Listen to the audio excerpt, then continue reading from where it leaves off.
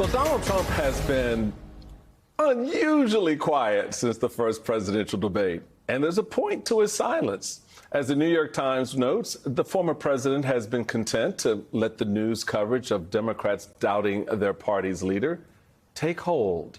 The message discipline. Simone, I am not accustomed to that level of message discipline from the former president. The message, I mean, I guess he's just like, they're not talking about me right now, so I'm going to let it slide. You know, I don't know. I just feel like Donald Trump is, again, happy. He and his scandals are not in the news, and people are focused on President Biden and the, I guess right now, fallout from the debate performance.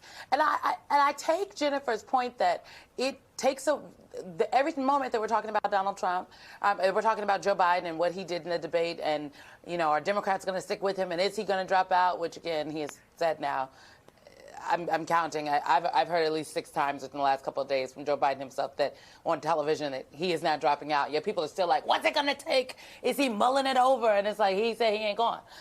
But we're not talking about what Donald Trump did on that debate stage. And while his performance value was, I guess, fine and good, like he met his mark on the stage, what he said was insane. He said some crazy things. I mean, like aborting the baby after 3 days. He want to tax all these people. It's just, it's not coming together. And so Donald Trump is kind of, you know, getting away with the robbery, if you will, because we are all, seems like, to be singularly focused on Joe Biden and Democrats and, you know, what they're saying about his performance.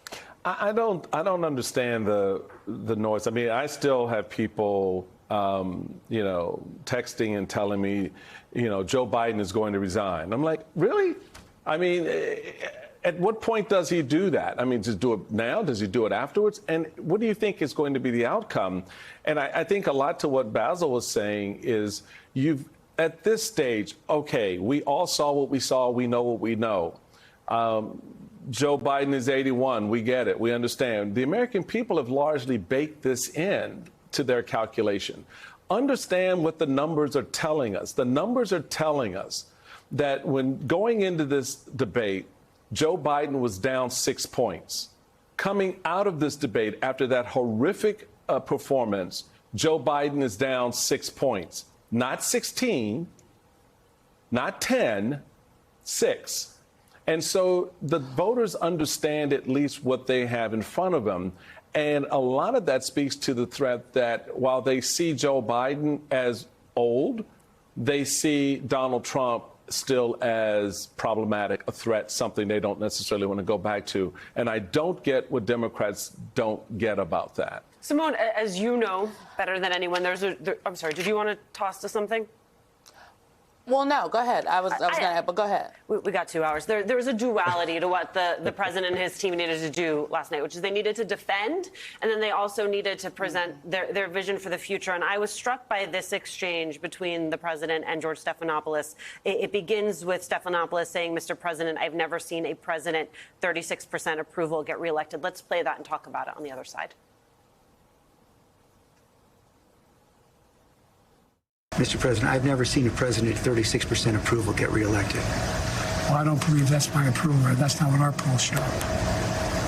And if you stay in and Trump is elected and everything you're warning about comes to pass, how will you feel in January? I feel as long as I gave it my all and I did the goodest job as I know I can do. That's what this is about.